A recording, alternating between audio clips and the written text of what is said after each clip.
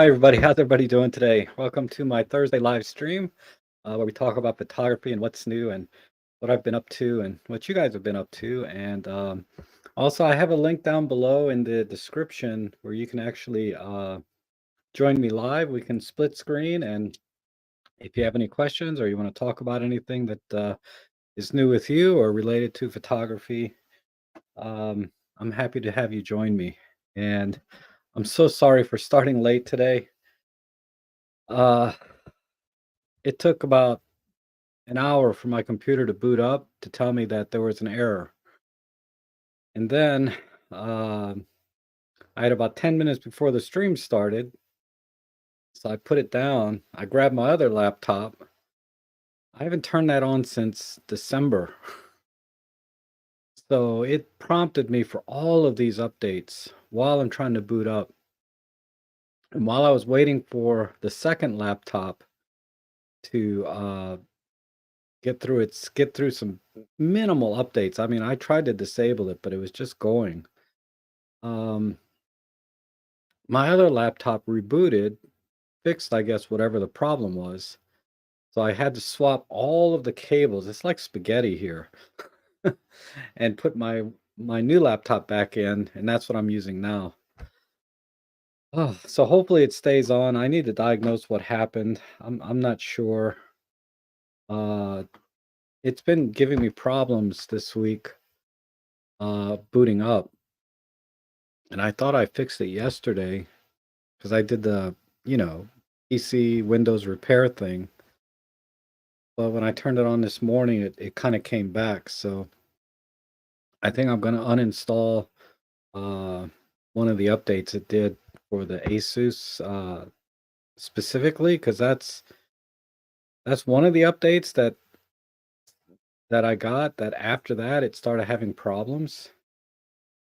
So I'm going to see if I can uninstall that and reboot. And if that solves it, then I know not to install that particular update. So it's going to be uh, trial and error. Anyhow, I wanted to uh, talk about my experience with the OM-1 so far. I know I was on Jimmy's stream a couple days ago, and I was very excited, and I still am. It's a great camera. Um, and answer any questions you might have about it, because every day I'm spending hours on that camera, trying to learn the settings and get the best out of it. I've been trying to do a lot of birds in flight. And also in my community post, a lot of you put some great questions in there for me to try and demonstrate the capabilities of the camera. One of the most common ones was about the live ND feature, which surprised me a little. It's not a feature I use very much, if at all, before you guys asked me to try it. I mean, I knew how to use it, but I just never did. But so I did some live ND, and I'm making a video for that. I'll give you a preview today of some of the things I'm going to have in that video, as I always like to do in the live streams, because a lot of you seem to like that, I think. Let me pull up my chat window so I can see what's going on and say hi to everybody. Oh, Caitlin here, I see was first. Rick, good to see you. And I did get your email on that phone app. I'm sorry I didn't reply yet. I tried it, and it's interesting. It really did a good job on a few images. On other images, it didn't make much difference, but that was an interesting app. I'll have to play with that a little more. That's what I wanted to do before I responded, because I only, I just did a quick few minutes of playing with it. But it is interesting. Basically, for those of you that don't know, there's some app that does some kind of AI processing to sharpen images, it looks like, specifically portraits. And I tried it on one or two that were a little bit blurry. I like to take a snapshot once in a while of me and Ellie. But anyhow, I'll show that off maybe in another stream. I haven't really played with it much. And let's see, Wayne, Leslie, Christine, good to see you. We're having weather that rivals Florida here this week. I mean, it's going to be 72 tomorrow and sunny. Oh, so happy. David Crooks and I have been going out the last couple days, actually. He, I said, "I'm gonna go out vlogging," in one of the streams, and he said, "Oh, where are you going?" I said, "Well, I'm going to Great Falls." So he joined me. I was like, "Okay, great." And then we went out again yesterday, to Huntley Meadows. Because while the weather's good, today's kind of rainy and cloudy, but while the weather was good, I wanted to take the camera out as much as I can, and I'll show you some of the footage from that. It was pretty impressive. And then Wayne is here. Good to see you. Sue North from the UK. Plato, always good to see you. I loved your comment in the stream on Jimmy's stream. What was it? Epic quote of the day or something? Because I said sharpness is a myth. That was funny. Um, yeah, someone wake up Rob, right? Like I said, I couldn't get my computer to boot up. And Roberto is here. Good to see you. I watched your 17 millimeter vlog this morning.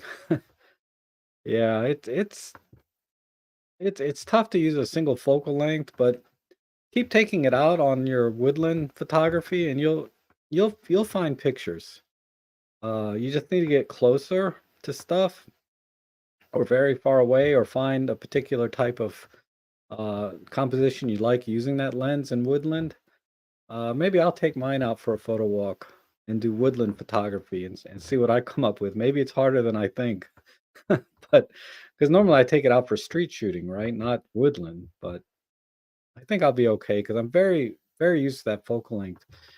It's now currently my favorite focal length, but I'm starting to like the 25 a lot as well. Um,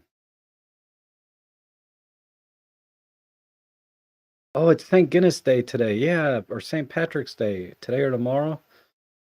Might be fun to go out and do some street photography tonight or whenever St. Patrick's Day is exactly. And HE is here. HE Verheijen. Hopefully I got that right. Yeah, I wish I was outside. I wanted to get some time outside, but I woke up late because I was up late, etc. Um, Annette is here, Druid, and everyone else. Marco, good to see you. You're probably I caught your ear when I was talking about my computer boot up problem, right? Um,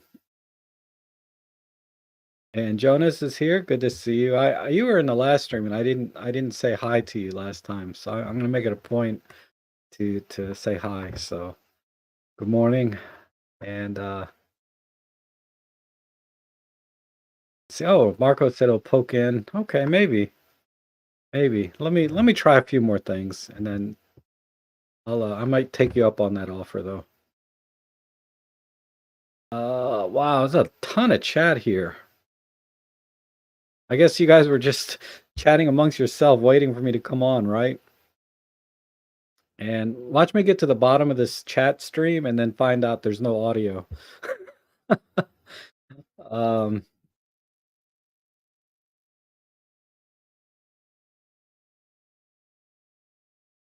let's see. Okay, I think I got most of you. If I missed anyone, Lysippus and Elaine, um, Wayne, Jeff Painter. Oh, good to see you. Music Sound Gear. Okay, all the usual suspects. That's awesome. Okay.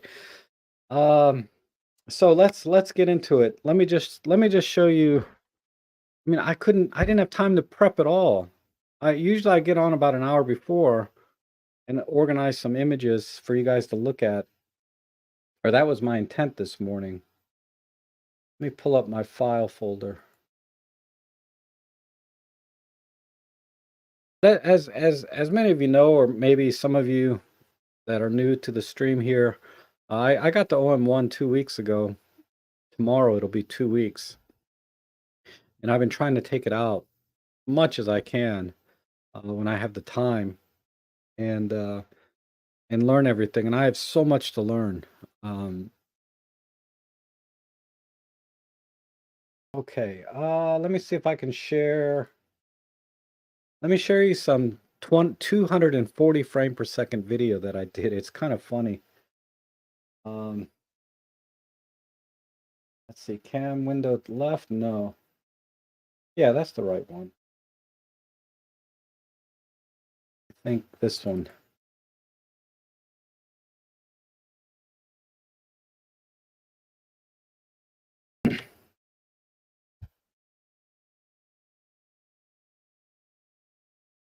This is my mom. We went out to play some golf for my nephew's birthday.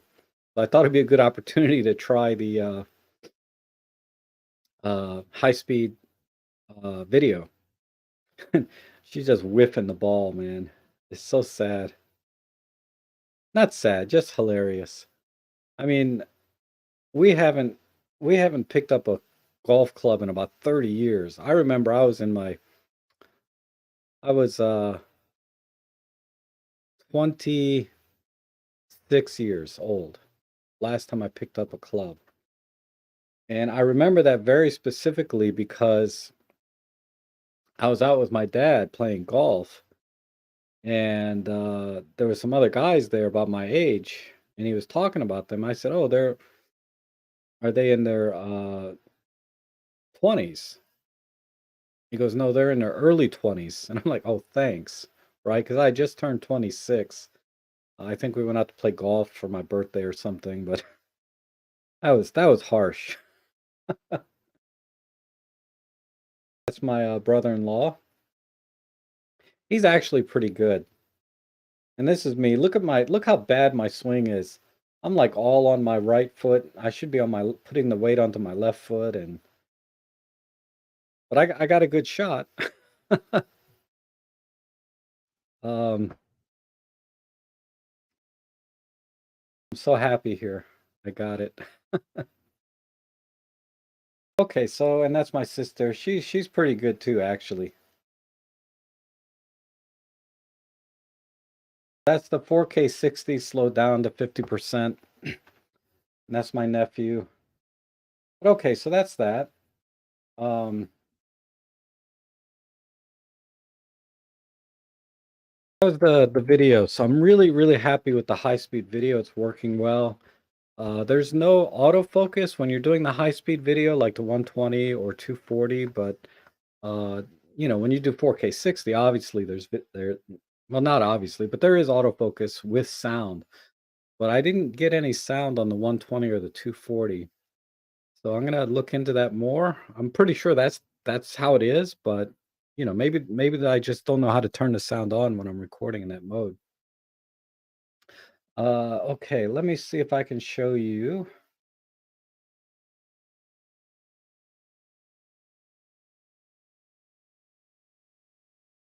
This is another one I did.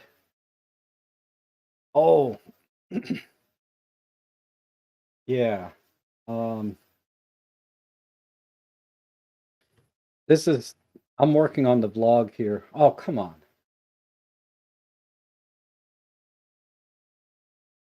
Where'd the video go? Uh,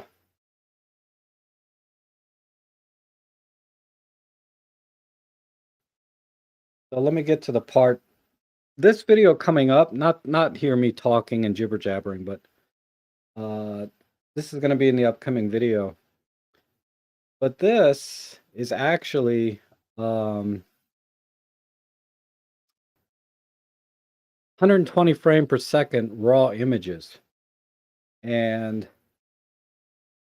because that was one of the questions I got in the community post was come up, where'd you go? Let me see if I can get to that part again.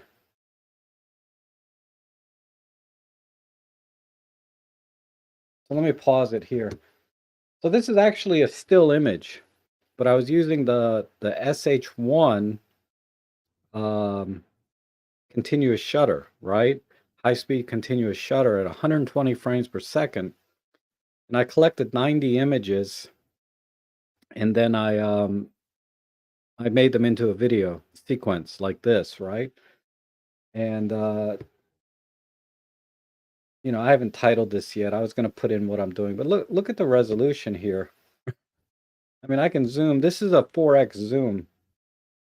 I haven't quite figured out exactly what it is in terms of like K, like, if it's 4K, 5.2K, 5.7K, that whole math doesn't make sense to me, how they calculate, the resolution. But once I figure that out, I'll have a title for it. Because I can just say these are 20 megapixel RAWs, but if I can say, oh, this is actually 5.7K video, that would be a little more in layman terms, I think. Of course, it's pretty amazing. So let me go back. Oh, it's so short, right?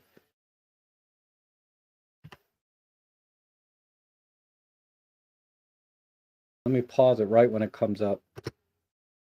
This is well, this is almost the full frame. It zoomed in. I got to work on this a little. I'm going to zoom in to this little rock right here, right, from the full frame. But man, it is pretty amazing.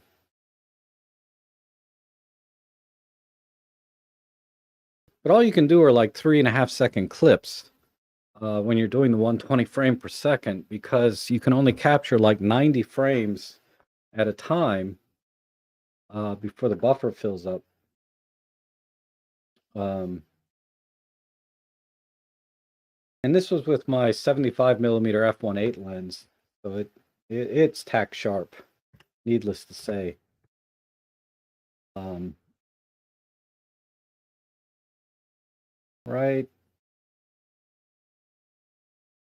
Right there is the full image. Golly, just amazing. All right, so that's that. And then let me go to, I don't know if you guys can see this over here on the right, but you can see OM1 test 400, OM1 test, OM1, OM1. This is OM1 also, OM1, OM1. I mean, these are all OM1 tests. I've done, thousands of images. I think in here is actually, let me see. In here is, this is where I was doing the live ND test. Did I flag anything yet? Oh, I caught this Peloton or Pelides. I don't know. It's one of those woodpeckers, right? Uh, that was pretty cool. And I used the bird detect. Let me see. I think this might be. This is a live ND shot here. Let that load in. I hope. Yeah. Roberto's asking, did I process each raw shot? I did. I did. I added a little contrast and such, right?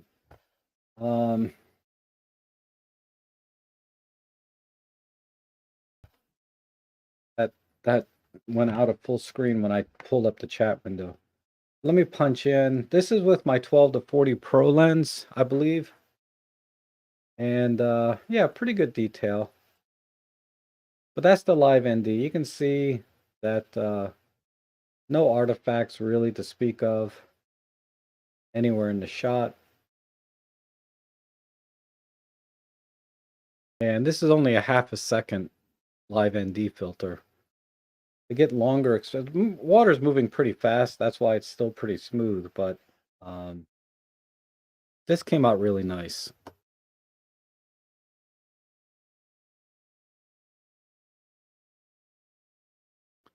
And let's see. That's another live ND shot I did. Let me go back to, somebody was asking about rolling shutter. So this barrier here is a straight. I took this picture out of my car while I was driving at about 55 miles an hour, which is what I think 60 kilometers. You can see the rolling shutter is pretty minimum, and I was driving in my car. So that's about as tough a test I think as anything. And pretty minimal rolling shutter. Like, if you were really panning that quickly, nobody's gonna see the rolling shutter. That was another question I got, and let's see, did I flag anything in here? I did flag a few things. I haven't really gone through these images too much, but I was practicing the birds in flight. I'll show you these shots in a minute. I mean, some of them came out pretty decent. I did a little sky replacement on this one because the original image was this. So I just added some sky. One of the osprey I caught. This is David and I were out when we were doing this. And Juha says, why Lightroom info didn't tell us OM-1 why? Does this? It is fully supported, far as I know. Now, I did hear someone say that it's only it was a quick and dirty type support, and they haven't optimized the OM-1 demosaicing, raw processing yet. So maybe there'll be some improvements later. I'm personally I'm waiting for Photolab 5 to update because that's my preferred photo editor uh, for my stuff. It does a much better job in my opinion. But what I really wanted to show you is the actual video because I captured a lot of the. Let me see. Let's do video. This is for the vlog. It's all vlogging stuff. Yeah, somewhere in here. Let's see.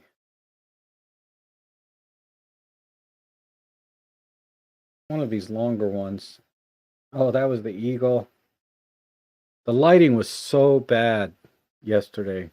I mean, I had such strong backlighting. And so the bird images I took didn't come out too good. My English. The images I took yesterday didn't come out too well because the lighting was just horrendous. So a lot of the I did a lot of uh, research yesterday about how to do birds in flight after I came back and saw my images because I was like, man, these images suck. And the AF, the bird detect AF and everything is great, but birds in flight type photography is, like I said, 90% skill, and it's great the camera really does some of the heavy lifting for you, but I still had a lot of problems. Let me see, maybe no, that's the eagle. Eagle, that might be a good one.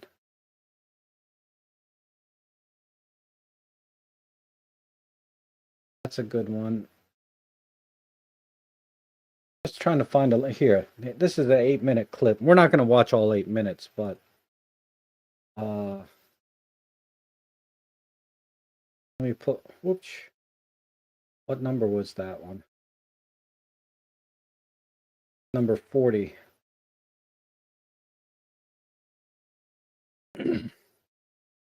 So this is a screenshot, right, of. And you can see up here I have the birds in flight icon. Let me go back. So let's look at this screen real quick. So this is the birds in flight.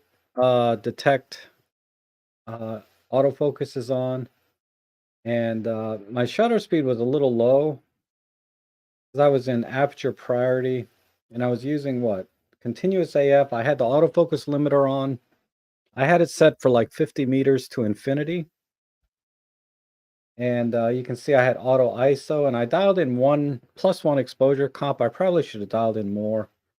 I may change it as I'm going along, but let's see.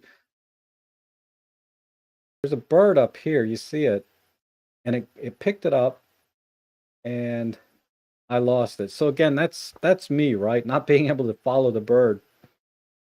Because let me tell you, before we go further, let me show you how I was doing this. I had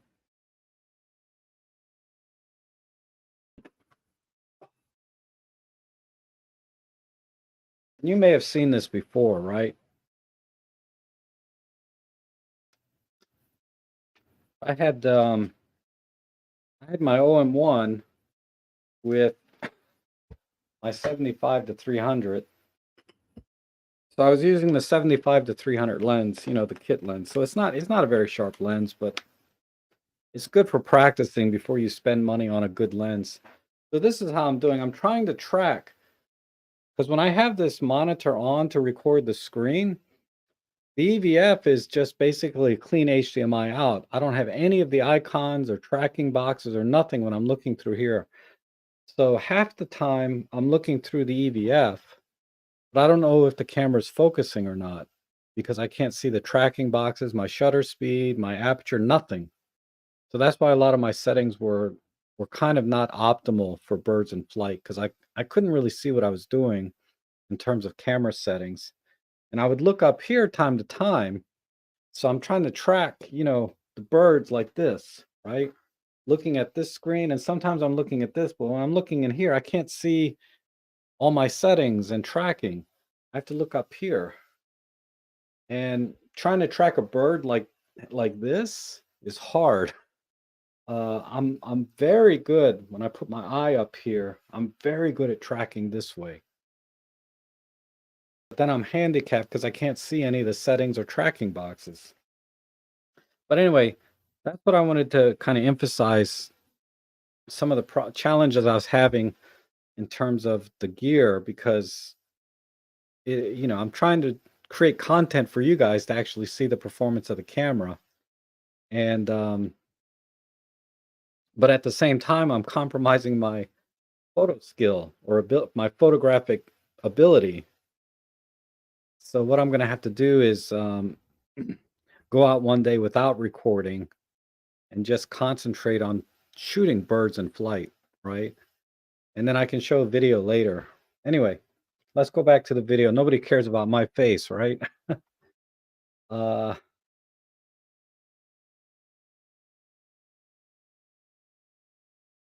is it this screen? No. Yeah, this is fine, but I like to see the chat window. There we go. Let me make one little change here.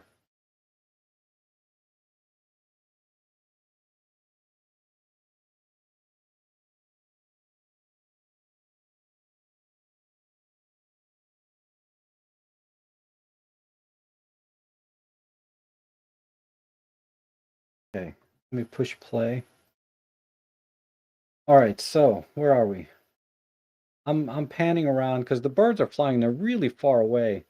And then down here in the bottom left, you'll see the focal length. Sometimes I'm zooming in and out. And when I'm zooming in and out, the camera loses focus.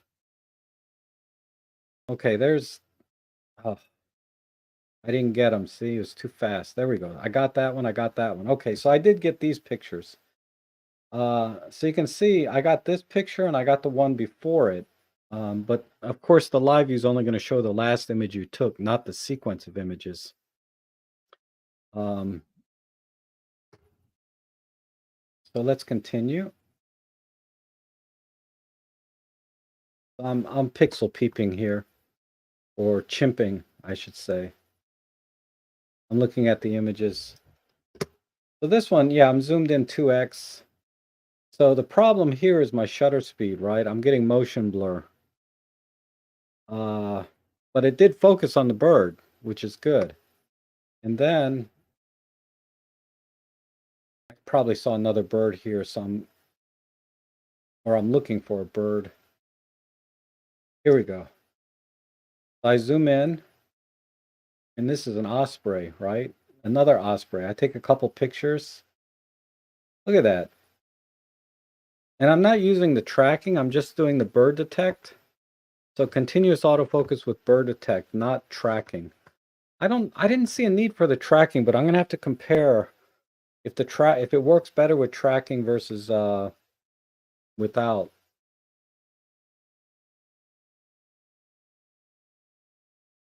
So you can see as I zoom in, it loses focus, but once I'm zoomed all the way out to 300 millimeters, because I have to zoom out to find the bird and zoom back in.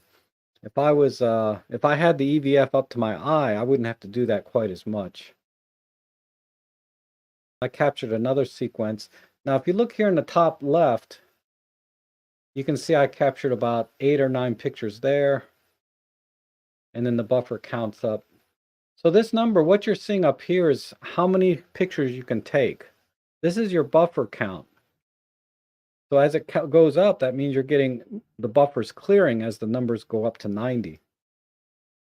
And as the numbers go down, that's how many pictures are in the buffer.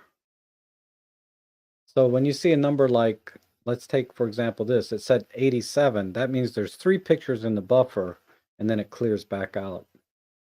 Now this little airplane here up here just means it's an airplane mode. That's for the Wi-Fi. That is not the airplane detect up in here.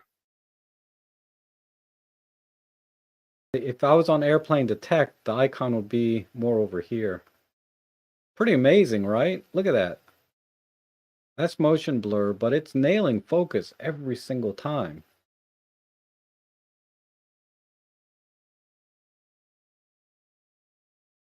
Bam, bam, bam. I mean, just like that. Okay, misfocus on that one. I zoom back out to 75.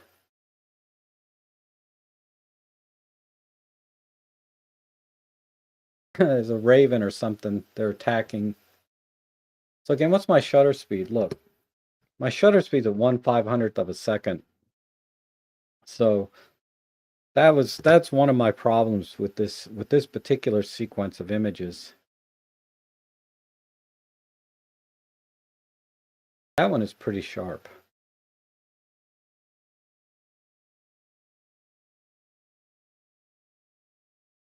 Let me see what's happening here.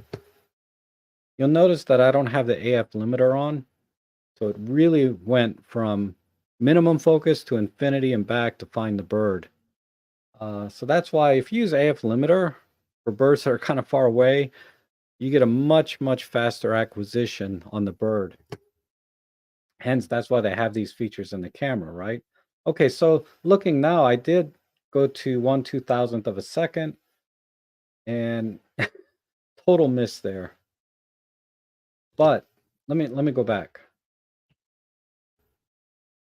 Go back. I did get this image here. I kept it. Then when it crossed over these branches, I lost it. Just for a split second, though. So I think I have that image. Let me go to.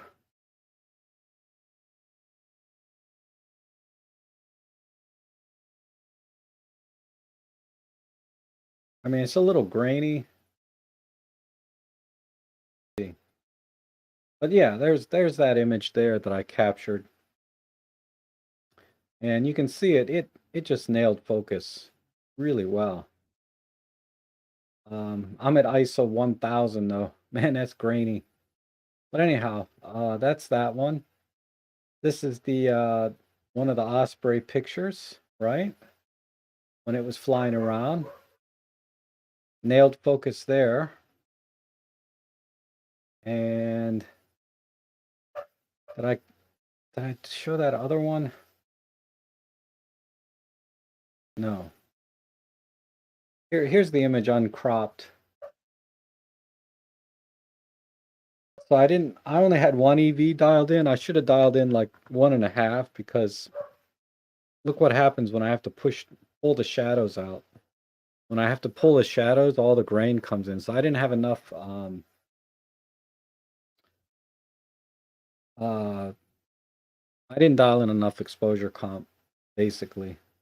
So this is what I mean about shooting birds in flight, right? There's so many things you have to think about, especially when you're dealing with a piece of crap lens like the 75 to 300.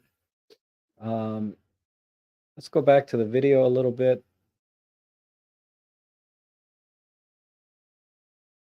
Yeah, yeah, Drew, the grain is because I underexposed the shot, and then I had to push the shadows, and that's why there's all that grain.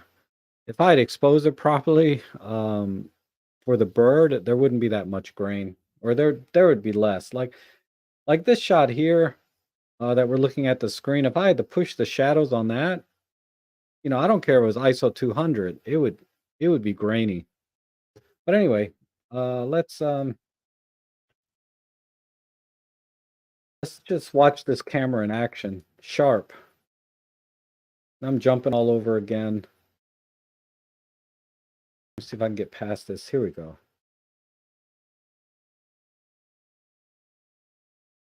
I didn't have the AF limiter on here, I don't think. Yeah, it's off. I'm using Pro Capture for some stupid reason. I don't need Pro Capture for birds in flight so much. Again, watch the buffer. I'm going to do a video on this buffer because it's actually, I can give some good tips on that too, now that I'm getting a feel for it. Oh, here's that blue heron again. But you can see the camera is doing an amazing job, I think, acquiring the focus and following the bird. Get past this. Oh, there we go. That one's in focus. That one's out. That one is.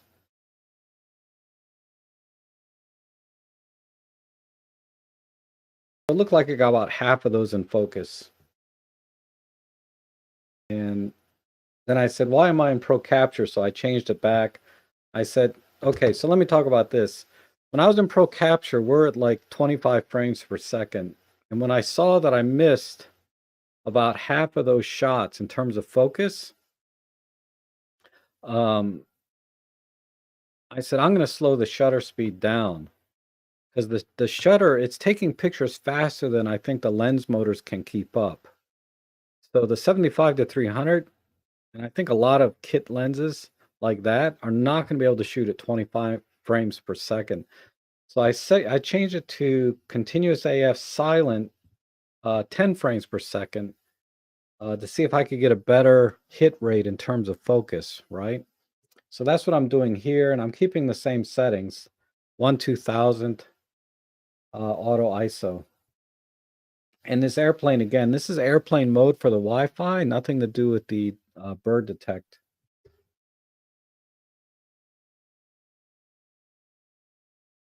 So I think I'm coming here. Wait, what am I doing? Yeah, bird detect is on. AF limiter, I'm going to turn this on. So I'm learning as I go, right? And then I save these settings to custom 4 because I'm like, okay, now let me try this. So let's see if I run into any birds.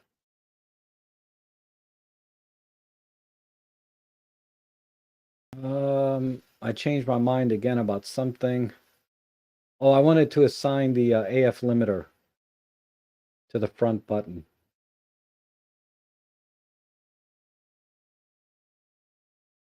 So I'm scrolling through. There's so many buttons you can assign, right? So I'm scrolling through them all. There we go. AF limiter now to the front button because, like I said, I found the AF limiter really helps.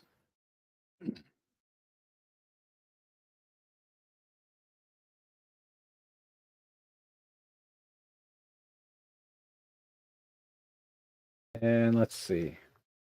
Oh, let me get past this. That's David Crooks. Oh, was that number 40? Let's see if there's number. Let's see, number 41 is 2 minutes worth. I don't know if I captured anything here. I slowed my shutter speed down to 1/1000th. I increased the EV to 1.5. So again, I'm experimenting, and now I got the AF limiter on, and you can see with the AF limiter, now it's capturing quite easily, right? I think what it was, I spotted the bald eagle, then turned the recorder back on.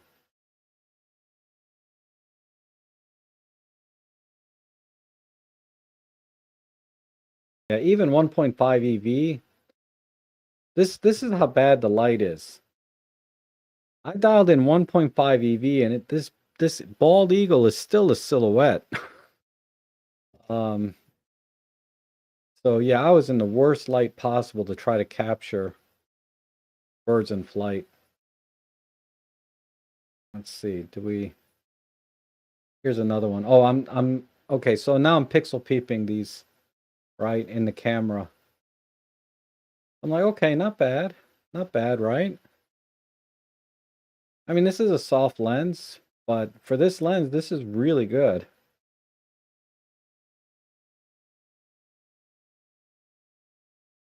That one's slightly off.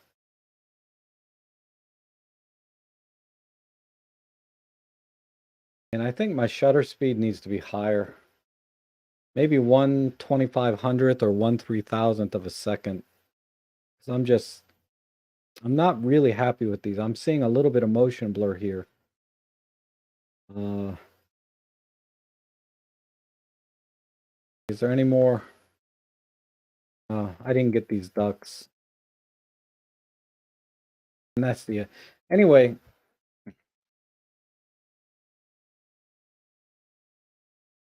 That is where's my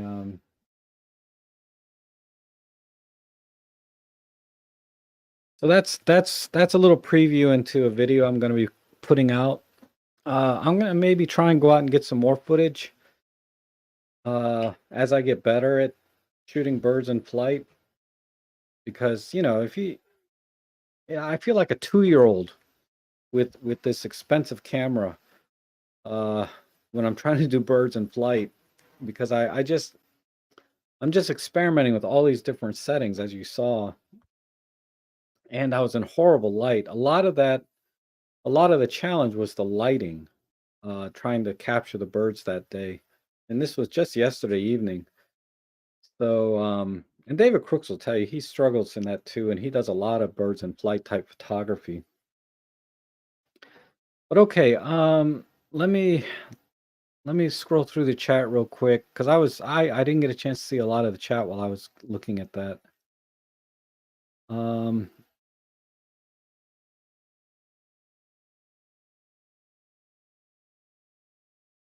time is, oh man, I don't need to go back that far.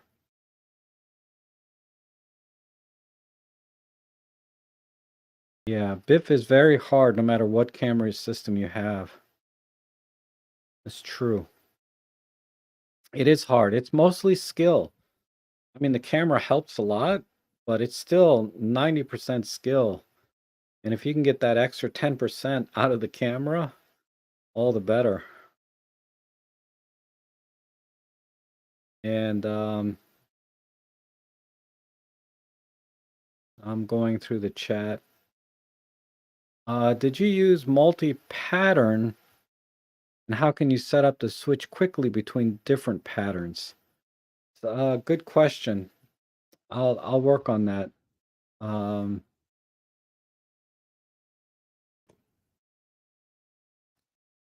Only thing that comes to mind right now to quickly switch is change custom modes, right? Custom mode 4 might be multi-pattern, custom mode 3 might be center weighted. You know, that would be the quickest way off the top of my head. You know, if there's a button that I can assign, and let me see, I might be able to assign it to the multifunction button. Let me just take a quick look. No, that's the detect. Where's the multifunction button? Button function.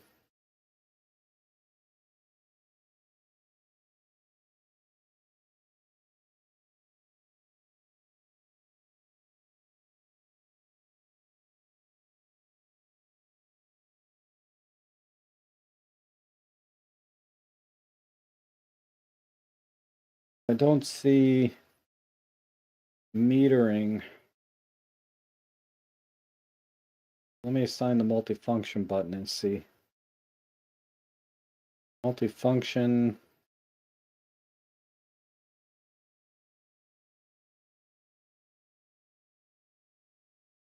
Yeah, I don't see a quick way to do it other than assigning a whole custom button to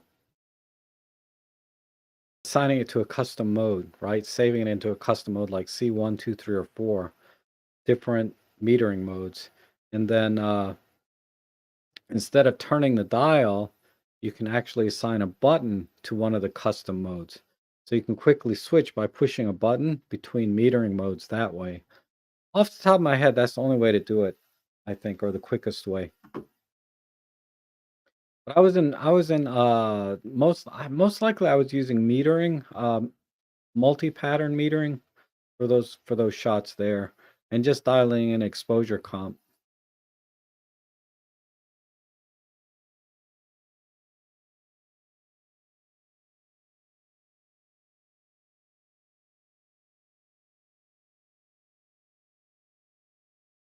And this all seems really difficult. We'll stick to slower moving subjects like walls. Sure, why not? Uh,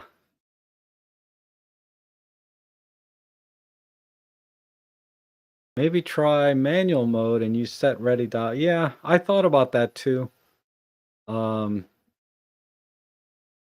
I thought about that too. Like I said, I need to get a feel for I need to get out and practice more and then develop some muscle memory for birds in flight, but I don't have a systematic approach to shooting birds right now. Right now I'm just all over the place, you know. I'm like, okay, let me try low ISO, let me try high ISO with a high shutter speed, let me try AF limiter, let me try, CAF with tracking, CAF without tracking. I was trying a lot of different things. I'm sort of like just I'm all in. And then I'm pixel peeping and I'm trying different shutter continuous shutter speeds, either 10 frames per second, 25 frames per second, and seeing if I'm getting a better hit rate. I mean, there's a lot of things that I got this huge learning curve that I'm trying to get through because I'm a fairly competent photographer for still life and real estate and architecture, you know what I mean, street. But birds in flight is a whole different you got to have a whole different skill set for that kind of thing. And what I think about this, right? Uh well, let's not turn a stream into a 3-hour stream, but I saw this video, I'll try and make it short. I saw this video where they took a grand chess master, you know, a very intelligent person, right? By all accounts.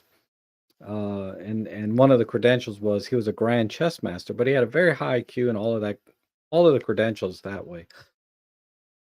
And they sent him into a building, simulated fire. It was a real fire, but it was under controlled conditions. And they said, okay, we put this building on fire, go in and put it out. So he went in there and with a hose and was trying to put the fire out. And he was approaching it very methodically, but failing the whole time. And then they took the fire chief, who's not a grandmaster chess person, but has been doing firefighting most of his life, right? Because he's a chief. And he goes in there in 2 minutes, puts the fire out. Whereas the grand chess master, the house burned down. And that's kind of where I'm at. I'm kind of like, not that I'm a chess master of photography, but I'm fairly competent photographer, but I'm going in there trying to put out a fire in a burning building. I am failing and I'm trying everything, and it's going to take me some time to get to where I can nail this or get a little more competent in bird photography.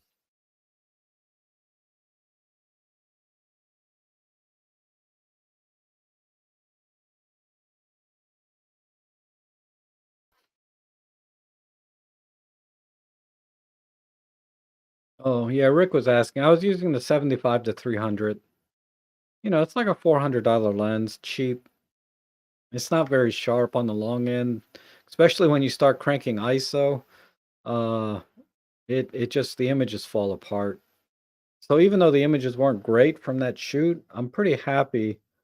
I think I got the best I can out of that lens combination. Um,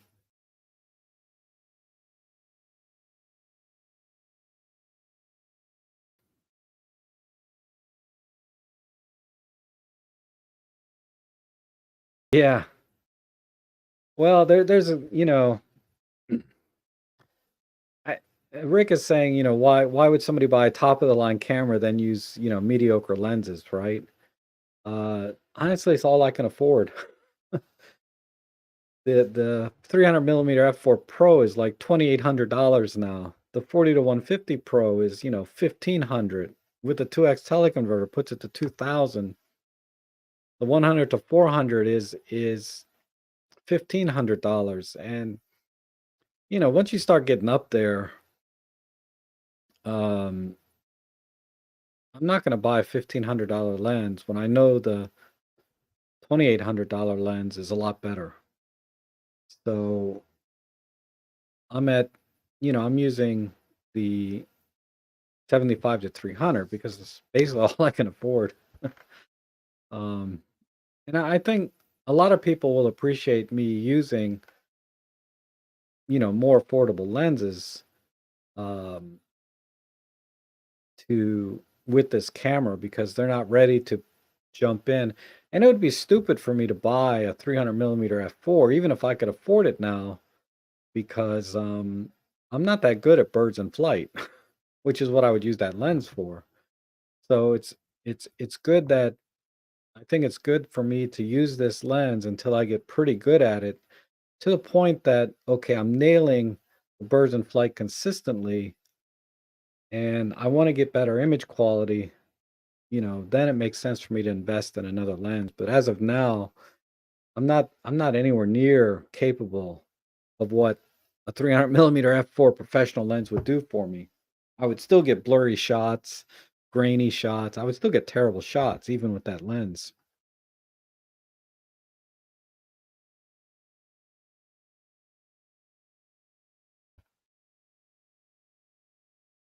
Uh, yeah, Biff is also luck.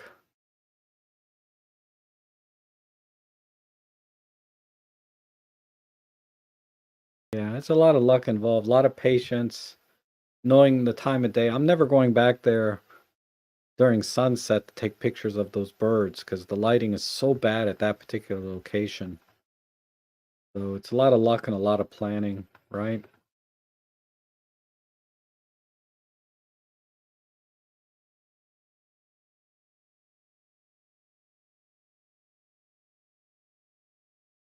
And Rick says for Biff, I'd suggest you need a long reach pro lens. Set the manual focus as focusing isn't your main problem. You're bound to be at infinity focus with 300. Maybe. I don't know. I can put the lens I have at infinity focus and see what happens.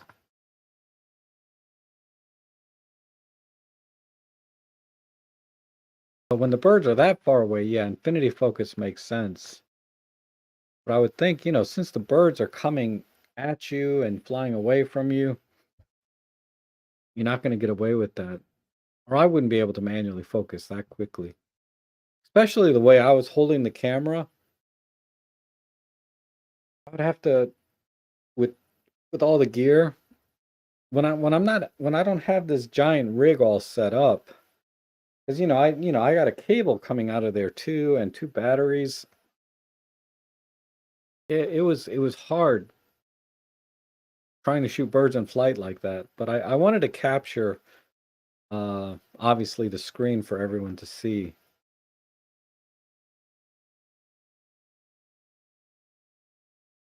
Yeah, you have to know Biff first. Yep. That's what I was just saying. I agree with you on that. Caitlin says the four. Yeah, that's on my short list. This I'm trying to decide between doing this, which would be much more practical for me overall, because now the lens isn't single purpose, right? Now the lens is dual purpose, and the only compromise might be just the one stop difference in light, which I can deal with more easily than I can deal with being a 300 millimeter fixed focal length all the time. So that's I don't know. I'm thinking about it, but like I said, these things are so out of my price range. Oh, I'm just trying to think how. even if I sell my EM1 Mark III, a couple of my film cameras that have some value, and maybe some lenses and one of my Panasonics, if I sell all of that, I still wouldn't have enough to buy this lens.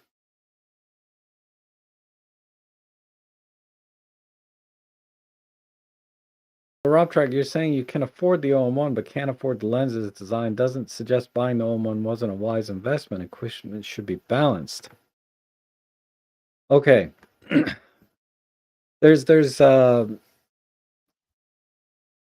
this, because I'm selling my EM1 Mark III and I've already sold my EM1 Mark II, and I'm going to sell one other lens. That's paid for most of the OM1.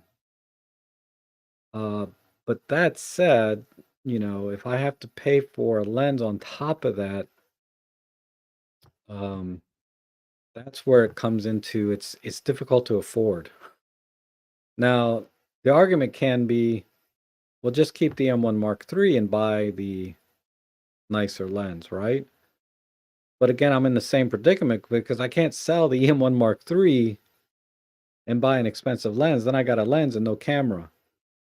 So at least this way, I can sell the M1 Mark III and another lens and another camera, and it'll pay for the new camera almost completely.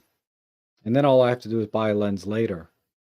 But trying to buy a good lens now, even if I sold that other lens and that other film camera, it wouldn't come even, it's only about less than a third of the cost of buying the lens. It wouldn't pay for the lens, not even close. I'd still have to come up with the other 60, 70% of the price of the lens because I can't sell my EM1 Mark III. So I get it though, right? Usually the answer to investment is always buy and or invest in glass. That's always the best advice. And I don't want to take away from that advice because I think it's sound advice. But in my case, um, having the camera and already having a 75 to 300, which has always been the case. Um, yeah, but anyway, you see where I'm coming from, right? Since I really can't sell this, uh, that because I can get about $1,000 or so for this, right? I'm halfway there to most of the lenses that I want, and then I sell um, my GW690 and maybe another lens, and I'm almost fully paid for this camera, but not quite. I'd still have to come up with about $400 on my own, but I already have a store credit from some previous trades, so in balance, I'm ahead of the game. But I couldn't do that if I sold my M1 Mark III, right? Anyway, all of the magic, right, or moving things around in your inventory to try to get what you want. So I felt like having the camera would be better because it also pays for itself a little bit through the YouTube channel, right? Because the videos I make for it, I get a little bit of revenue, not much, but I get a few bucks back making videos for it. And at the same time, I'm helping people who buy this camera to learn how to use it. So a lot of my motivation isn't always because I want the cameras, but once I get the camera, I can also teach others how to use it, right? Um, because that's also part of my motivation to buy certain types of gear is, I want to be able to show people. Like I bought a Canon camera for my in-person classes that I teach because a lot of my users, a lot of the students in the class had Canon cameras. So I went out and I bought a Canon camera specifically so that I can learn how to use it. So when I need to show somebody how to change the settings and do things in their camera, I'm familiar with it already. So some purchases are more an investment in all of you as well, right? Not just for myself, but for you guys as well. Um, but I think the bottom line of Rick's statement here is basically, it's best to invest in glass and not so much in camera bodies. It's a better way to go.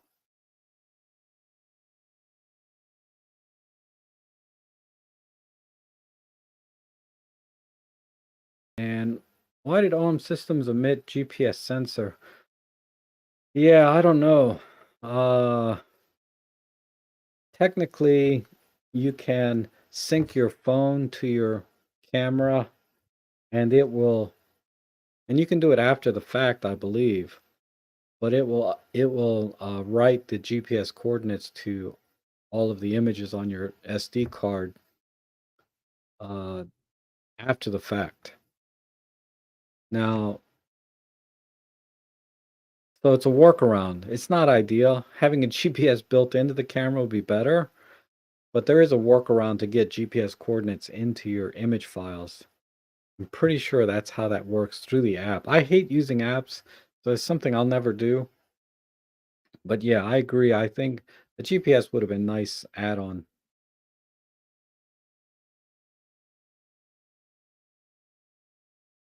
Yeah, sell my yacht.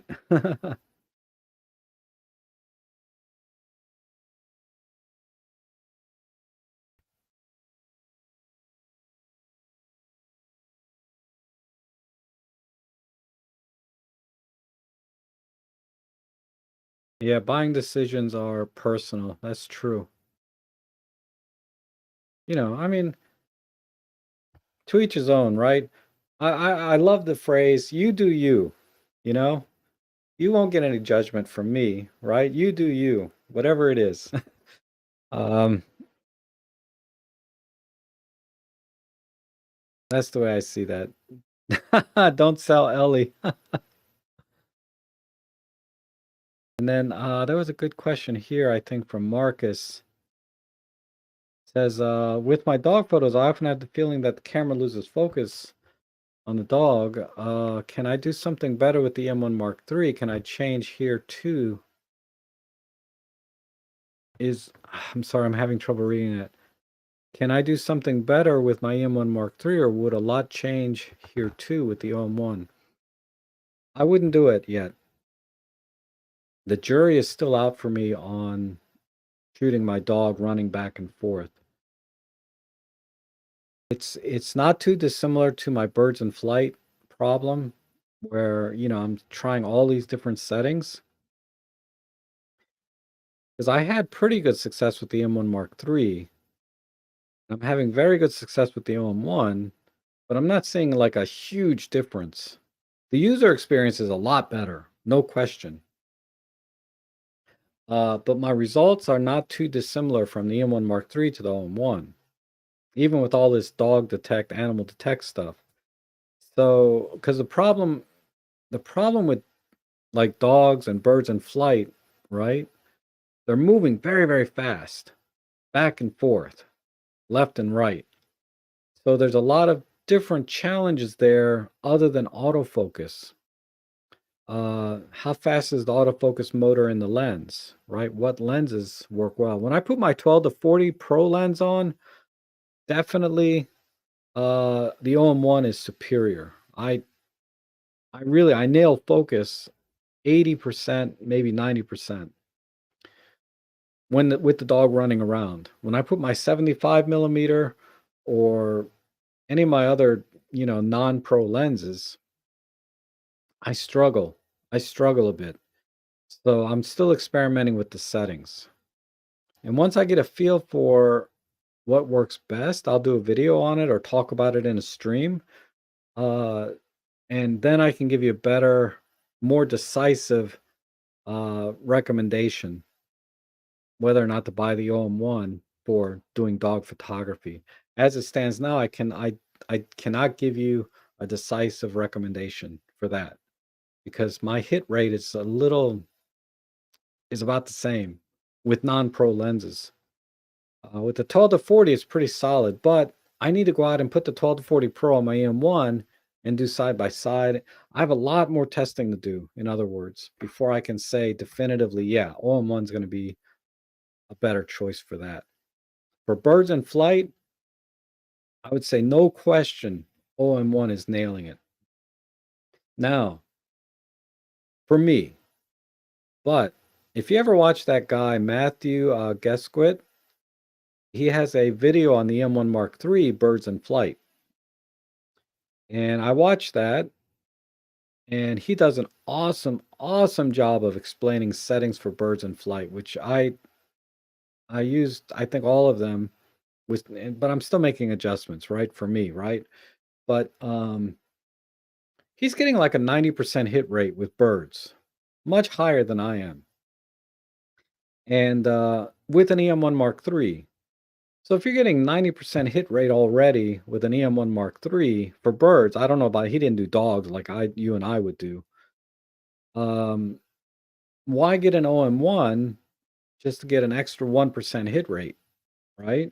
I mean, that's kind of the thinking, is like, what's the advantage of the OM1 if you're already getting a 90 something percent hit rate with an EM1 Mark III? Why would you get an OM1? I mean, how much better can your hit rate get? It'll never be 100%, let's be honest, right? But so that's why I'm still having trouble giving people any kind of definitive answer on should I upgrade to the OM1? There's no definitive answer right now when it comes to autofocus, that one specific thing. Yeah, the bird detect, animal detect, plane, trains, all of that stuff is awesome and it seems to be working really well. But people are having really good success with an EM1 Mark III, right? Just using CAF without the tracking. Um, Now, granted, I think Matthew really has a very high skill set for birds in flight. So let's say he has a hit rate of 90%. I have a hit rate of 50%. Flying an OM1, does my hit rate go up to 75%? Then, yeah, man, it makes a big difference, right? Or do I take that 50% and improve my photography skill set for birds in flight and get to the same 90% he is without having to buy an OM1?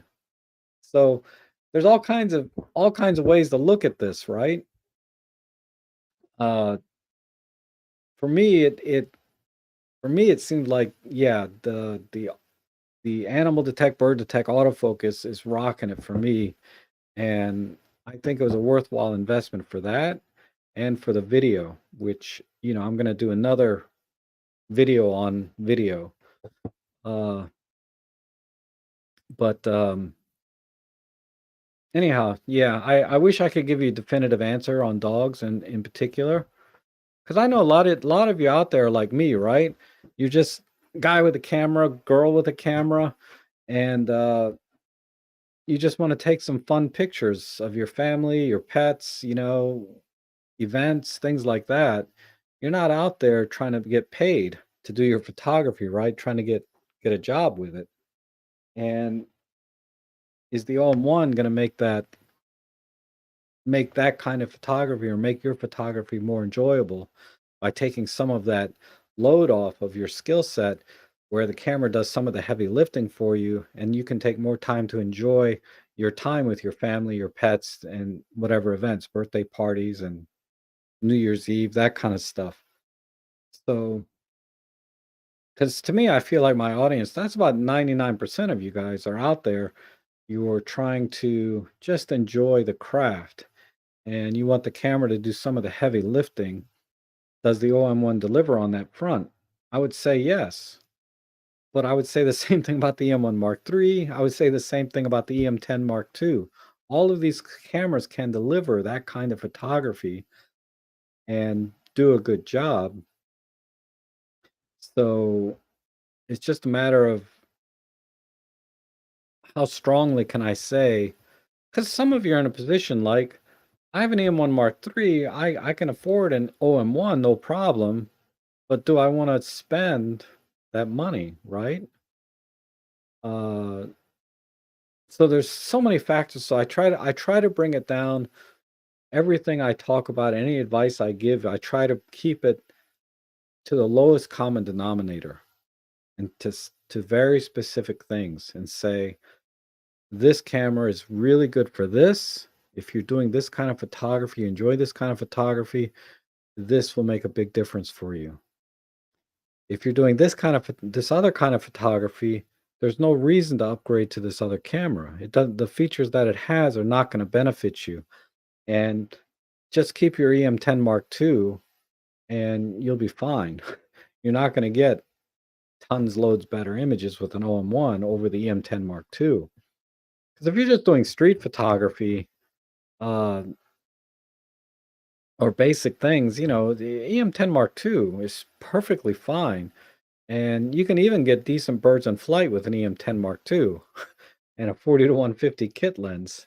I've gotten amazing images with that combination, um, once in a while, right? But I'm trying to get consistently really great images and get into wildlife. The OM1 has inspired me to get into wildlife photography, and that's where that's where the OM1 has been really exciting for me. But anyway, that's a long answer to, should I take pictures of my dog? Um,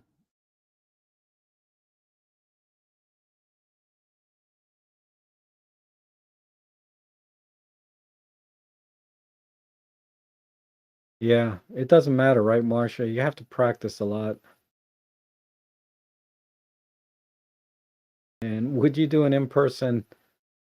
I might, once I get good at it. Because once you develop a skill set for a particular type of photography, right? You can pick up just about any camera, you know, adjust the settings if assuming it has settings for that you need, and take decent shots, right? Because people have been taking amazing bird photography, forever. Not just since the age of digital, but back in the film days too.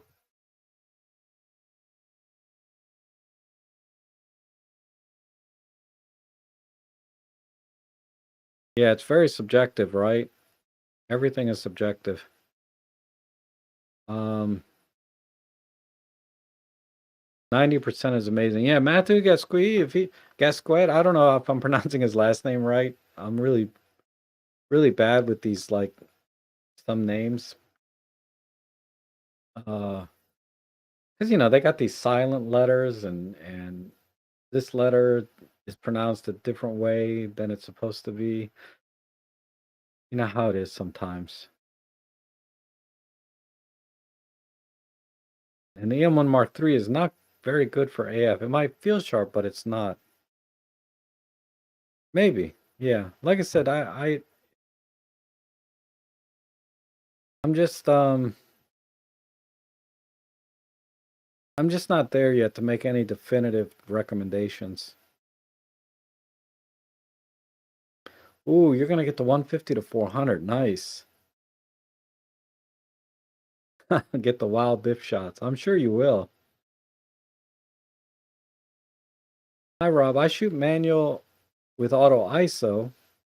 Maximum ISO in this mode is 6400. Is it still the same in?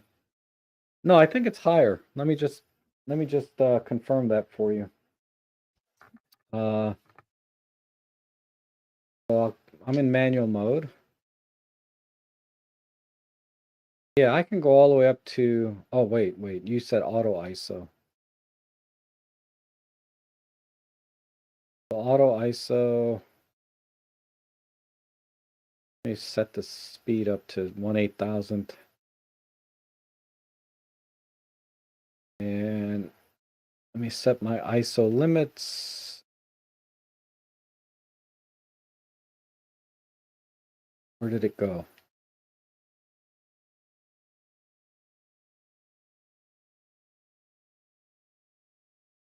Auto ISO limit. Ooh, nice. All right, no, there's no limit. Let me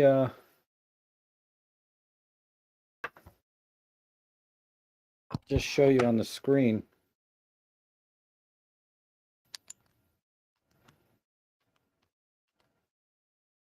Maybe I'm doing something wrong, but it looks like it works fine.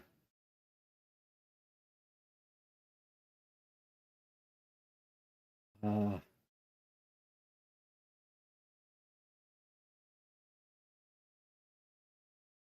window.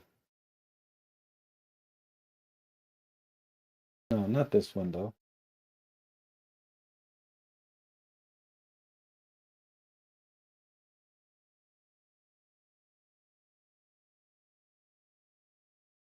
Let's try this. So if you look in the bottom left, you see the letter M. I'm in manual mode, and I cranked up the, let me cover this. I cranked up the shutter speed to 1/8,000th of a second. I don't know, but auto ISO here on the far right, bottom right, right? So I went into this menu, upper lower limit defaults, right? So it lets me go all the way. Yep, 100,000 in manual. Okay, so yeah, no problem there.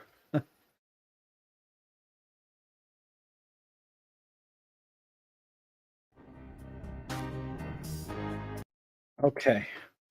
Oh, hey, B-cam. We don't want B-cam. We want A-cam. There we go. Okay. Hopefully, if you have any questions, you might have to ask them again because I'm kind of lost in the chat here.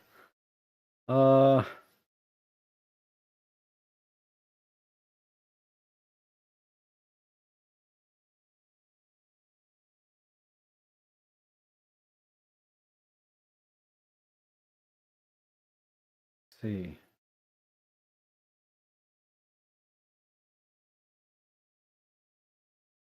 Then we were talking about the OI Share app has to be open and Bluetooth connected. Okay, that might be the case. I've never used it.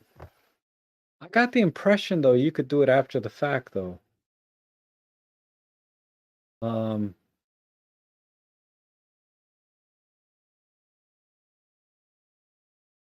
That might be you have to download all the images onto your phone. But yeah, let me just say that I'm not 100% on the GPS. There is a workaround. It might be that you have to have it open with the Bluetooth, which I think that's more right than I am. Thank you for that.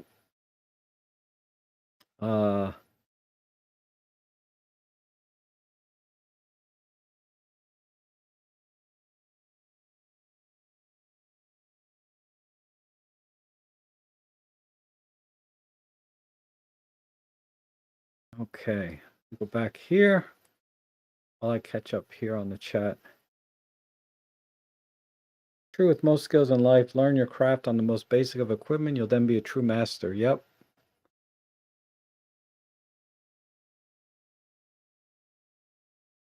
Yeah, OM will tend to be used for birds, animals, butterflies. Yep, I think so. And System Insurer says, even when my OM-1 arrives, I will still be using my EM1 Mark III camera, particularly for close-up and macro work, probably also landscapes. Yeah, you know, when I have my OM-1 now, I'm going to sell the M1 Mark III as soon as Photolab 5 supports it.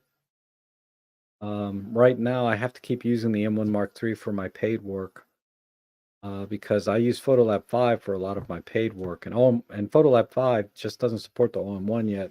So that's one thing, and then the other thing is I still have a lot of comparison type videos to make, right? That people want me to compare. Not that I really need the EM1 Mark III because I could probably use the EM5 Mark III. I'm not selling that. That's a great camera too. But the EM1 Mark III, I need to finish some comparison videos and wait for Photolab 5 to support it. Once that's done, the M1 Mark III is definitely on. Not for long after that.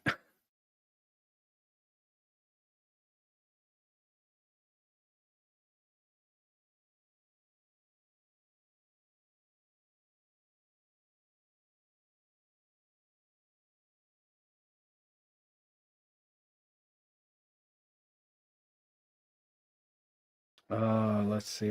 Please remove his comment so we can see the whole screen. I'm sorry. Uh, I didn't realize on my screen it doesn't look like it's taking up that much, but maybe it is. And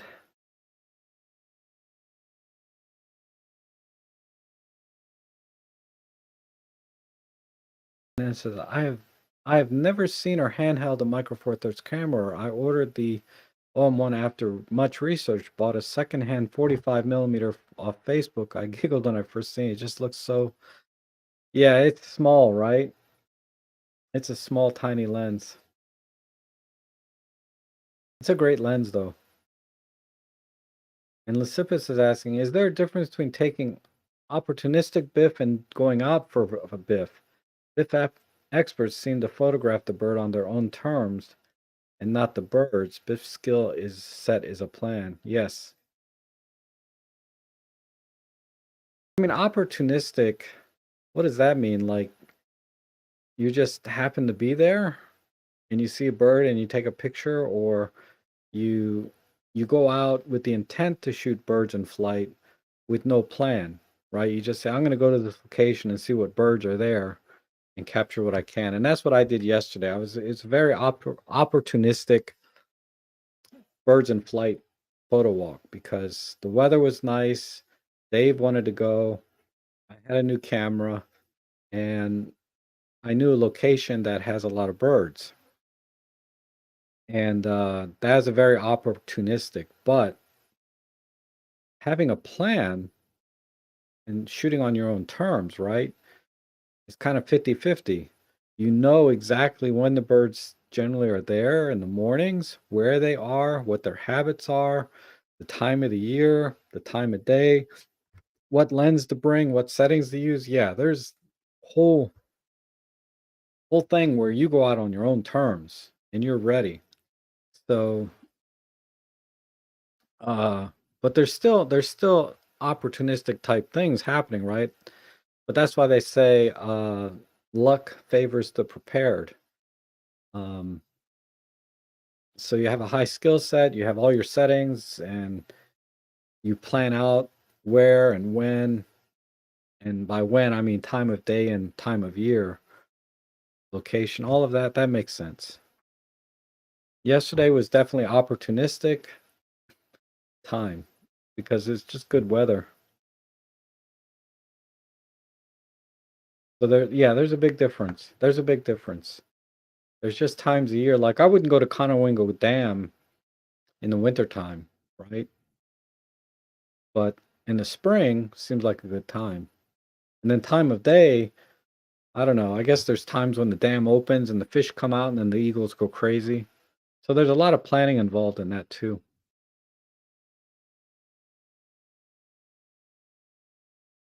Uh, you can get biff with your Nikon F4. Wow, that's pretty impressive.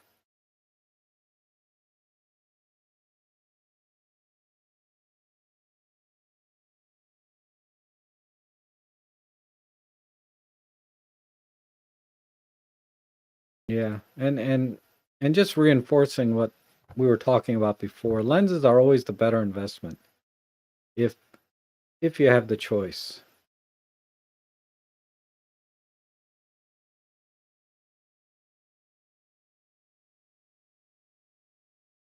And thank you for your perspective. Oh, you're welcome. When the time comes.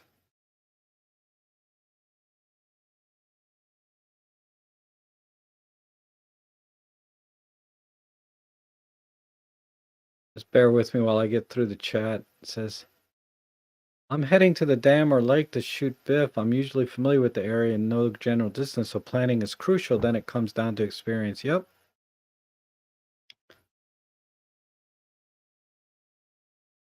Last day says the earlier GPS 8 batteries in cameras. They did. I don't know if they do as much now, but maybe there's been some advancement in GPS chip technology that they draw less energy to still get you good coordinates. But the only camera that has GPS is my TG5, and I never use it for that.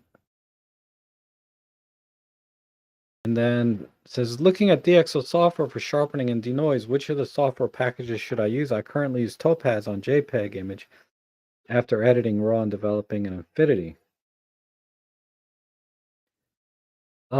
Jimmy just did a review on the Deep Prime or DxO Deep Prime version 2. I didn't get a chance to watch that. But I had the same decision, right? Which software should I get? So I tried them all. And ultimately, I decided to go with the Photolab 5. Well, at the time, it was Photolab 4 with, it was called the Premium, or, but it had the Deep Prime technology included with the photo editing side. And, it was about $100 more to get it that way. So you're paying, or maybe $70 more. But basically, you're paying about double, right? You could get the Deep Prime by itself, or you can get the Deep Prime included with the editing package. I went with the editing package because it gave me a lot more options than the Deep Prime did by itself. Like, how much denoising do I want? How much sharpening do I want? Uh, and I could see right away the effects of different settings, um, all in one package, rather than doing editing in one package, then e exporting it to Deep Prime to see what I get. Um, and then going back and re-editing and then trying Deep Prime again. Some people they like to Deep Prime first, then do the editing. And to me, whenever you apply any kind of noise reduction, you're you're reducing the amount of information in the file. So I prefer to do all of my editing first and then do the denoising from there. So that workflow, having Deep Prime by itself, was not quite as uh I had less options. I had more options with the Photolab 5. So if you were to ask me, um, and it's not out of the budget or amount that you want to spend, get the Photolab 5 Premium that has the DxO Deep Prime denoising built in. The only caveat I have is I have not seen the DxO Deep Prime version 2. Maybe that now has some features that will make it a little bit more usable as a separate module for me. Um, but at the time that I was making my buying decision, only version 1 was out, and it didn't have enough flexibility or options that I could get if I got the whole Photolab 5 package. So that's all I would say research what DxO Deep Prime 2 does over the original versus, because you can download all of these things for free for 30 days and try them out. I have links down below to a free trial for DxO, Photolab 5, or whatever else you want to download, um, and see which one works best for you. But that's what I ended up doing for me.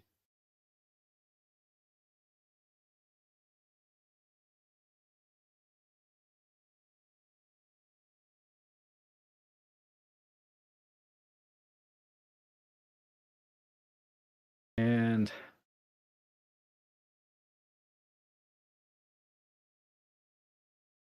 oh, Walter's here. Hey, Walter, how are you? And yes, exactly. One package for editing and denoise sharpening would be nice. And yes, can download for free. Okay. Yeah, try it out. I mean, it doesn't support the OM-1 yet, and that's what I'm waiting for. But when it does, I'm going to be very, very happy. Uh,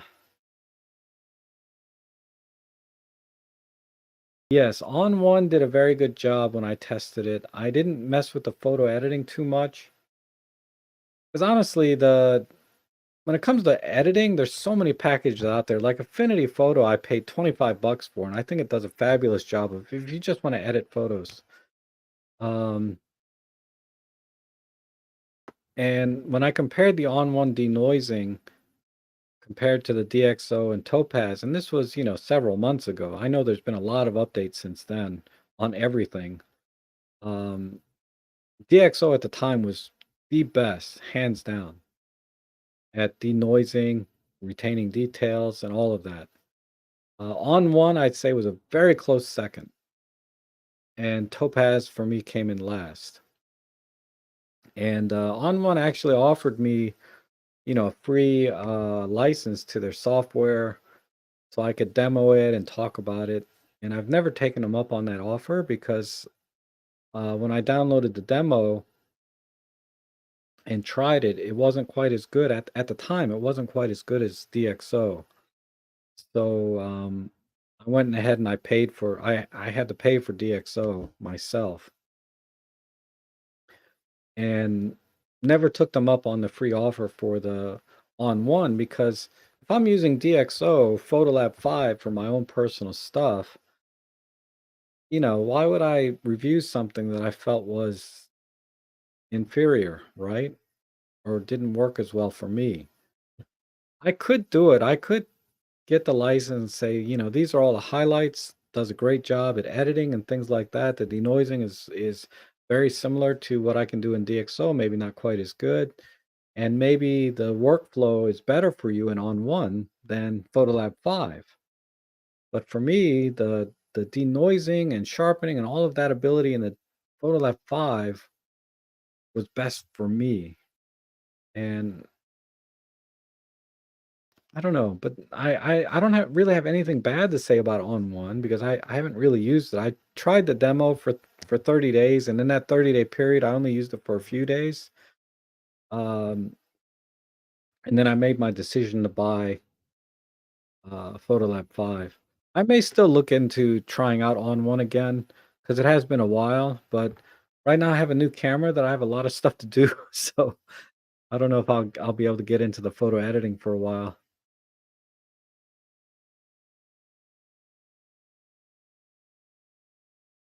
And Pure Raw 2 appears to have no image quality improvements. Okay.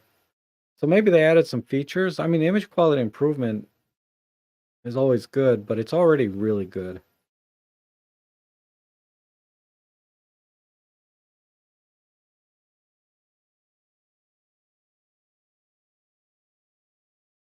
And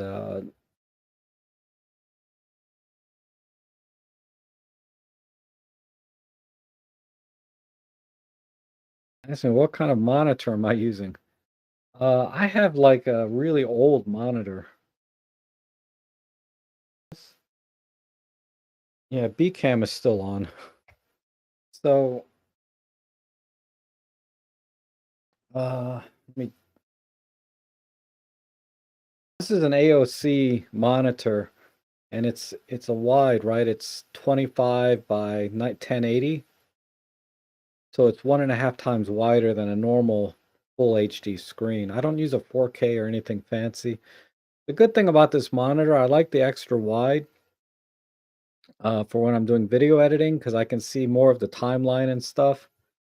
And it also has 100% Adobe sRGB color gamut. And I've checked it using my color tools. So it's a very, very accurate monitor in terms of color.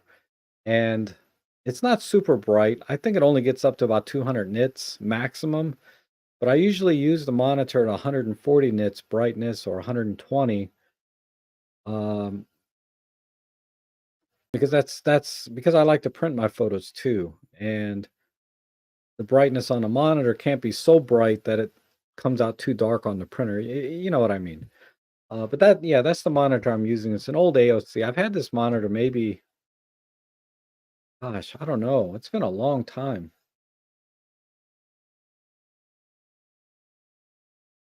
but it's still accurate.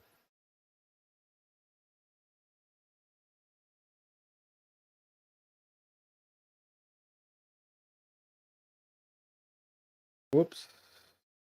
Do that.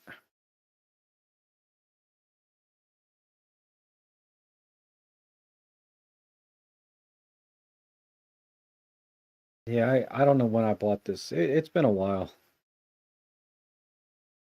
Uh, but that's what I'm using. It's at least 8 years old, but it might be older than that now. It's 2022. I think I bought this when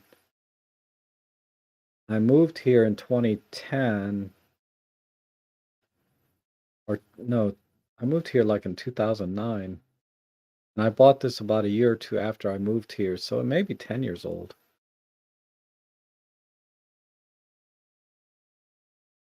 And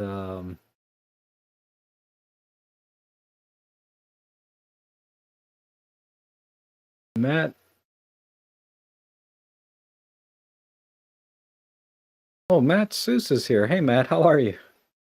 Matt has put out a lot of videos recently on the OM1. DxO Pure Raw improvements, faster, better workflow with Lightroom Classic and Finder, uh, Windows Explorer, and support for Fuji. No quality improvements, recording review. Oh, okay. Thanks, Matt. Yeah, I figured it was more on the feature workflow side than it was the image quality side. And thank you. It's nice to see what people are using. Yeah, I would, monitors are, there's so many monitor choices out there. I would say at a minimum, find a monitor that has 100% sRGB reproduction. Um, and you're going to be 99% of the time perfectly fine. When your photography gets more advanced and you get into video work, um,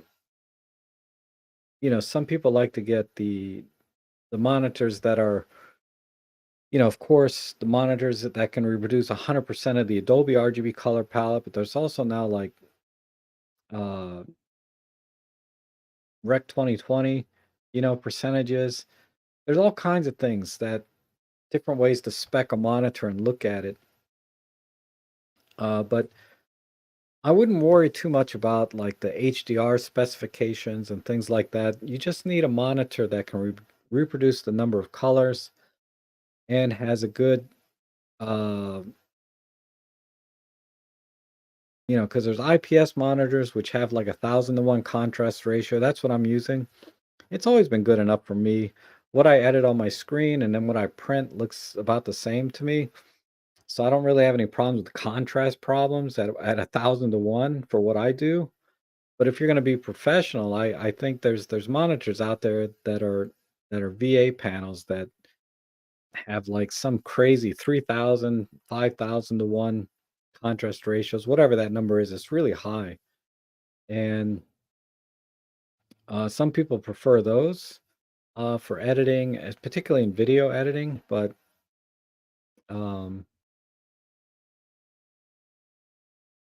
I don't think you necessarily need a 4K monitor, but I don't have a 4K monitor to tell you if it's that much better. None of my TVs are 4K, none of my monitors. I'm, that's just, I just don't see the value in it quite yet. Because I can get a 4K monitor for about 400 bucks, but if I want one that'll do 100% RGB plus 100% Adobe RGB, we're talking $1,000, right? So before I replace this monitor, I'm going to replace it with something that has better color, better contrast, and better brightness overall, which in turn is better contrast, right? I- Because they have this array LED monitors now, and it's so much technology out there and monitor wise. And supposedly Samsung is coming out with a new monitor or television technology that's supposed to be better than OLED. Uh, so I'm not quite ready to change monitors yet because that's something that um, is changing as fast as camera technology, really. And we'll have to see.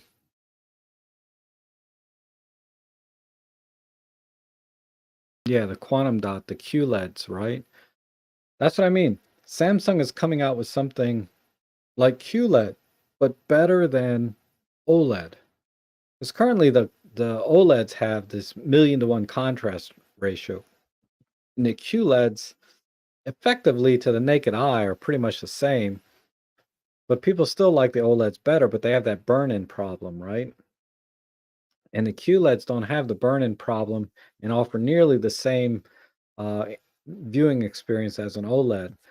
But supposedly, this new Samsung monitor makes QLED look like an old LCD panel. So I don't know. I'm curious to see what's going to happen.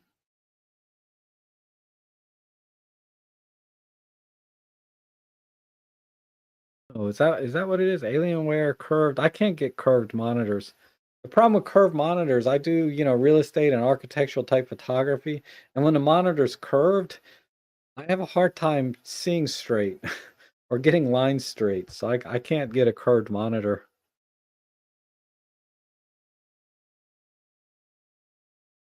Um,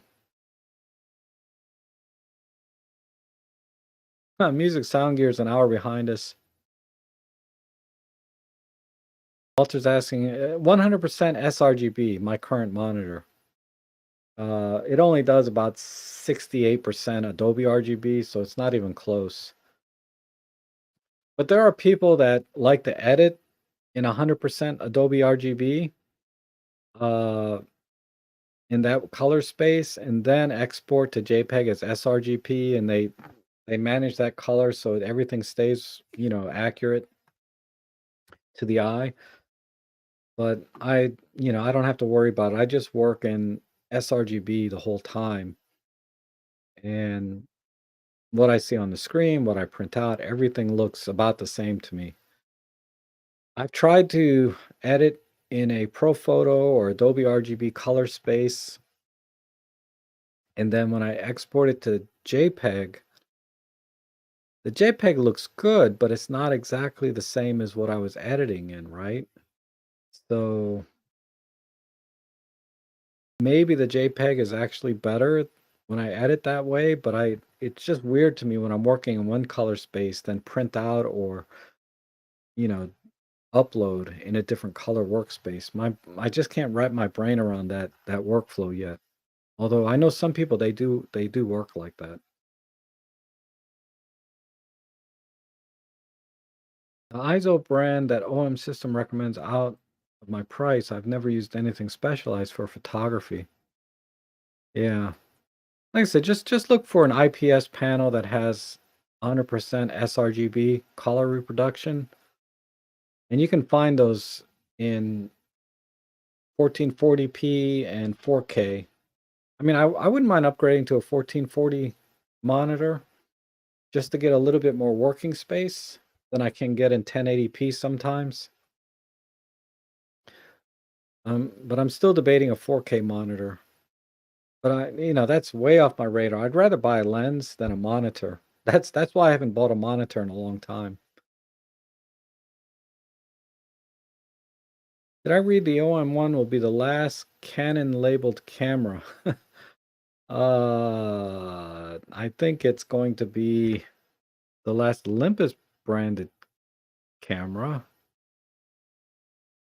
as David Crooks has said. I think that's what you meant.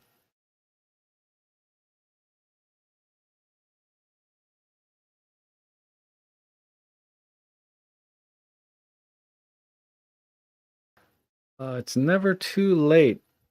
It's never ending race to get the newest and the best, only to find out once you got it that there's already something newer and better. Yeah, and that's something Rick said very early in the chat, right? As soon as you buy something, it's outdated. Like you buy a car, you drive it off the lot, it's depreciated instantly, right? It's true for everything, especially technology. Um, okay. Randy says my 4K TV, which is in a living room computer, which is the living room computer monitor, makes my Ollie photos look like I'm there. Yeah, I bet. I bet. One day I might get a 4K something. But,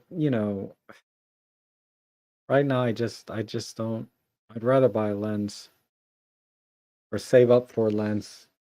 300 f4 Pro. But the 40 to 150 with a 2x teleconverter overall is a little cheaper and more versatile. Actually, I might go out today and buy that 40 to 150 f4 because that looks like it's according to Peter Forsgard, that looks like it's as sharp as the 40 to 150 2.8, which I know is very sharp. Uh, so if the 40 to 150 f4 Pro is just as sharp, if not sharper than the 2.8, and it's only this big, right? It's the same size as my 12 to 40. That that that's really tempting, and that's something I can afford. Uh, it doesn't have quite the reach, and it never will because it doesn't take teleconverters. But if it's sharper, I can crop more. So it's effectively 2x anyway, from my perspective. What I might do is take my kit 40 to 150 out for some bird photography and see how it does compared to my 300. Because my 75 to 300 is definitely on the long end, is a little rough, especially when you start raising the ISO. Because the problem is the image is a little bit soft at 300 millimeters, even at f8. And then you add noise to that, it's impossible to recover the details. If you can shoot a nice, clean ISO 200 image with that lens, it's actually really nice and produces great results because you can fake sharpen it, in post processing, right? Like I said, sharpening is a myth, but you can fake it in post processing if you have a clean image, no noise, if it's just a little bit soft. But when you take softness and you compound high ISO on top of that, that's when this 75 to 300 really falls apart. And there's just no way around it. You can't sharpen it. You can't denoise it to a point. You could denoise it, but then you lose every detail, etc. Yeah. Yep. Can't use the teleconverter. I know that's kind of the only downside, but I think that's what keeps the lens small, right? Because those teleconverters protrude inside the lens, and they'd have to add that to the length of the lens. So I think part of the sharpness of that lens is being able to keep the rear lens element close to the sensor as possible, right? Um, it keeps it more compact, and I think it also helps with, the image quality. Because the closer you can keep the light hitting the sensor, the less it's going to spread, the sharper the image. I mean, it's just basic physics. Yeah, sharpening just increases contrast. That lens should have been the 50 to 200 f4. Ooh, that would be nice. Just a tiny bit more reach. But then maybe it would have been almost the same size as the 40 to 150 2.8, right? So because look at the 12 to 200 f6 or whatever, kit lens. That's a big lens. So I think going to 200 millimeters is going to add some size to it. Um, Mainly because they have to get the front element further away from the camera to kind of accommodate that 200 millimeter focal length. Um, I mean, not that I know a lot about lens design, but the more magnification you want, the further, the longer the lens has to be physically so that the front element is capturing the light out here and bringing it back magnified, kind of. Yeah, 50 to 200 f4. But they have the 100 to 400 already, but it's not an f4. But I get it.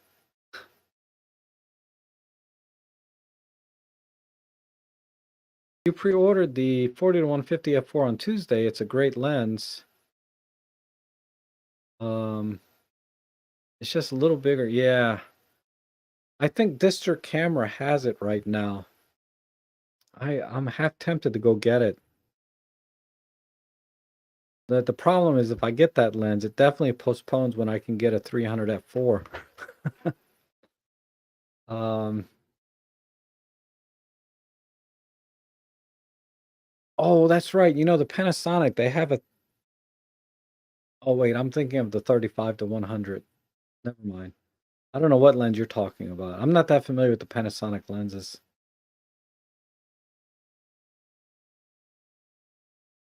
Just never worry about. I don't worry about noise for like my street photography and other normal photography, but man, birds, you want to capture the details of the little fine feathers and everything. Yeah, noise is a problem. Then I'm going to worry about noise. But, street photography and all the other nonsense pictures that I take, noise is not an issue at all for me. It's not that important. But the freaking birds, man. Yeah, you got, it's birds are nothing but fine little feathers everywhere. So it's not a bird photo unless you have all of that detail, right? And ISO just kills it.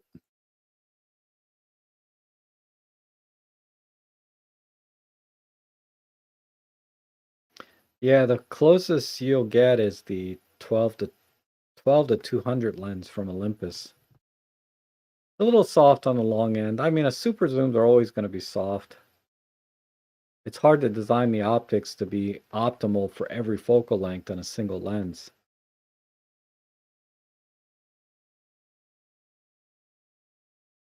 Gigafix says, how about this setup? A manual f6.3 auto ISO flexible spot and surrounding points of matrix metering, then DxO it. No, it doesn't matter. If you're talking about trying to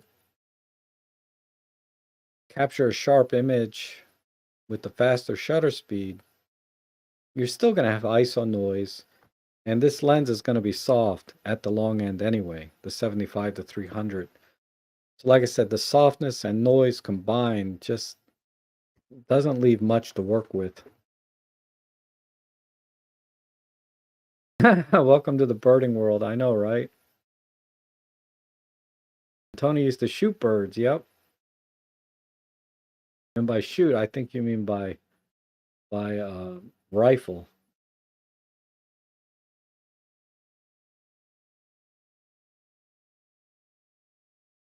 And Rick says, I discovered a sharpness problem with the 300 Pro. It isn't sharp if I'm capturing birds in my garden. It seems I have to clean my living room. Oh, yeah.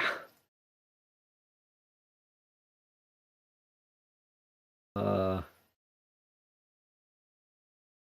Anyone looking at the old Kodak colors, there's an E500 on eBay. Wow, that's cheap. I think I paid double that for mine, which is still cheap. Heck, a tank of gas is more than that anymore.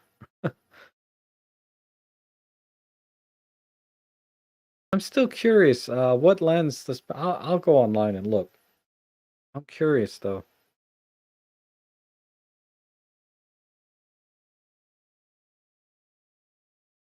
But okay, those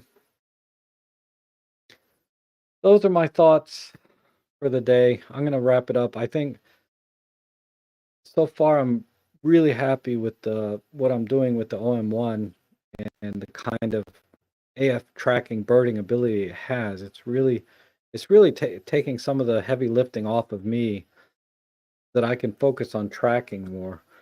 And I might go get that 40 to 150 f4 today and try it. I mean, it's stupid though. I shouldn't. I should I should get a 40 to 150 f2.8 because that then I can get the tele converter, but that's like twice as much right now. It's tough. I'm gonna have to call my Swiss banks and move some money around again and see what I can do.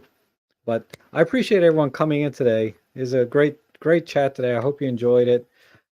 Getting a little preview into what I have coming out and a preview of how the OM1 system is performing with birds in flight with my limited ability. I'm going to practice some more, look for some more videos coming out. And again, I have a community post where you guys can post your questions of things you'd like me to test out. I finished the handheld high-res shot and the live ND testing. So I'm going to work on those videos today if I don't go out and do some other stuff. But definitely by next week, I should have those videos ready. So thanks again for joining me today. I appreciate you coming. We will see you again on Sunday, God willing.